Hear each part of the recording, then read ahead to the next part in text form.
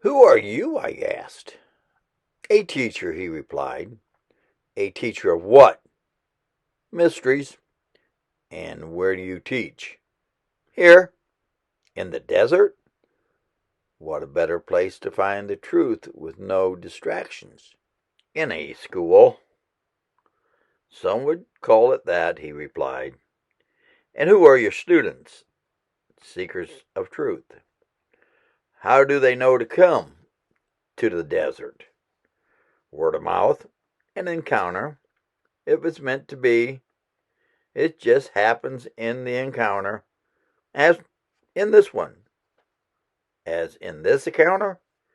"If it's meant to be." "And where do your students live?" "There is many accommodations." "Dorms?" "That might be stretching it," he replied. "Rooms, dwelling places, chambers." "And how much does it cost?" "Attend?" "Yeah." "It doesn't." "How is that possible?" "If one is truly seeking, it's provided for." "Really?" "Come," he said. "To the school?" "Come and you'll see." "I can't." I said, uh, "I'm in the middle of a kind of a journey." "Through the Middle Eastern desert?" "Yes." "And what exactly were you expecting to find?" Nothing, just, you're on a journey to find nothing?" "I like to travel." "With no destination?" "Not in particular." "But what if there was a destination?" "What do you mean?" "What if there was something you were meant to find?" "Like what?" "Come and you'll see. The new year's about to begin. It's a good time to start." "To start?" The new course the new course I teach starts with the new year and ends at the year's end."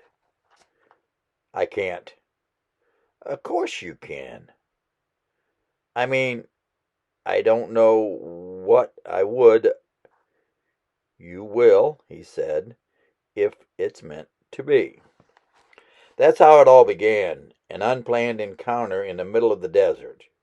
I didn't know which was more absurd, what he told me about his school, or the fact that I actually ended up there as one of his students.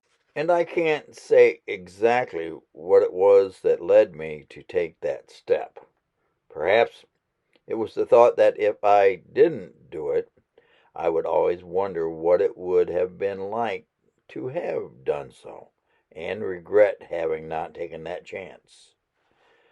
Nothing about the school was ordinary. The accommodations were sparse as one would expect considering the location, and yet it didn't matter to none of the other students. They came from all walks of life and from a wide variety of places. It wasn't entirely barren.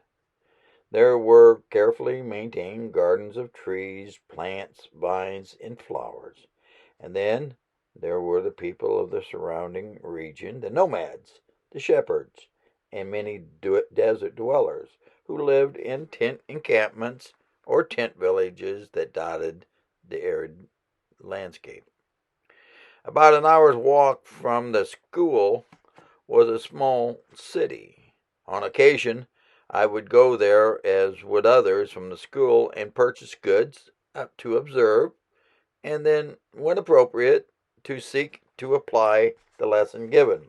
The school had other classes and teachers, but he was clearly and the one who oversaw everything else. He was so preeminent that he was known simply as the teacher. All the more reason I could never understand why he chose me to be his student. He lived a simple, ascetic life, as did everyone at the school. It was in keeping with the goal of eliminating all distractions. We drew our water from the well, and at night the school was lit up with candles and oil lamps.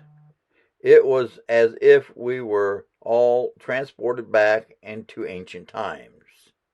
And yet, at the same time, the teacher seemed to be very much aware of what was going on in the larger world from which the school seemed to be cut off.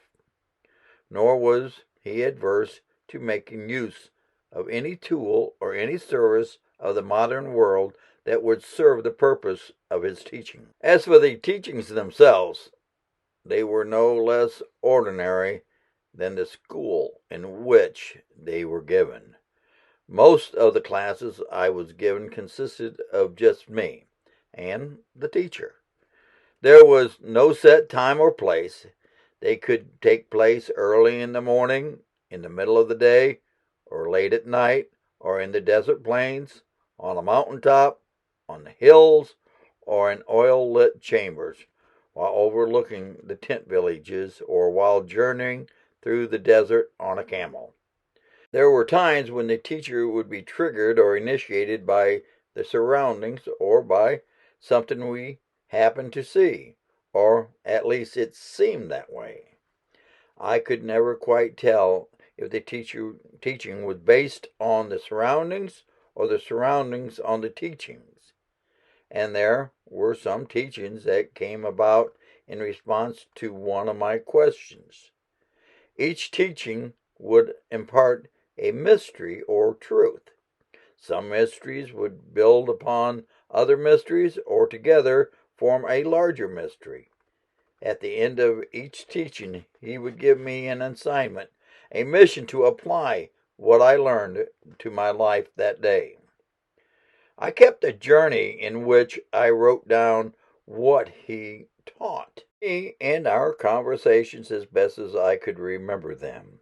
The teachings, the mysteries, the questions, and the answers, and the references I was able to find later on that matched up with what he had shared. So by the end of the course and the year, I had recorded 365 mysteries, one for each day of the year, a teaching, a mystery, and a mission. The following is a record of what I was shown by the teacher, the mysteries he imparted as I received them in the year I dwelt in the desert.